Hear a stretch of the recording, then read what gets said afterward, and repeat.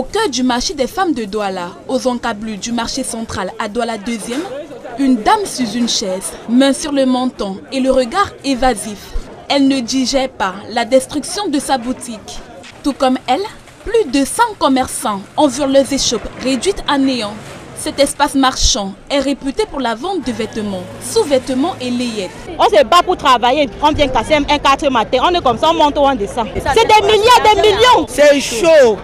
L'argent des gens, nous sommes en pleine rentrée scolaire. Les parents, on va faire comment? Oui, mais c'est nous on devient que les bordels ou nos enfants deviennent que les bandits, on ne comprend plus rien. Malgré la pluie et en dépit des barrières de sécurité érigées par les forces de l'ordre, de nombreux commerçants se sont mobilisés pour sauver ce qui pouvait l'être. D'autres se sont même retrouvés sur les toits des boutiques pour récupérer les tôles et planches à proximité des courants de haute tension, malgré les risques d'électrocution. Je retire ce que j'ai pu retirer. Les choses même qu'on a enlevées dans la boutique, on a tout volé. Si on est de dommages, au moins on ne sait pas comment on doit faire. Les marchands en colère crient haut et fort qu'ils n'ont pas été informés de cette opération. Ils l'avaient déjà signifié le 9 juillet après avoir entendu des rumeurs relatives au déguerpissement de leur commerce. C'est comme s'ils attendaient que la présidente meure.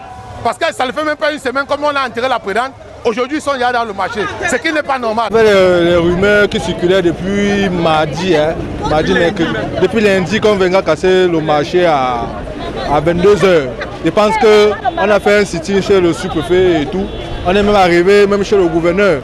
Bon, il nous a tenu informé qu'il était au courant de rien. Dans un communiqué signé le 10 juillet 2025, le délégué régional de la Sûreté nationale du littoral informe que le gouverneur a prescrit aux forces de maintien de l'ordre de descendre sur le terrain pour assister la mairie de Douala 2e à l'origine de cette opération de démolition qui a pour but d'assainir, réaménager et moderniser le marché des femmes.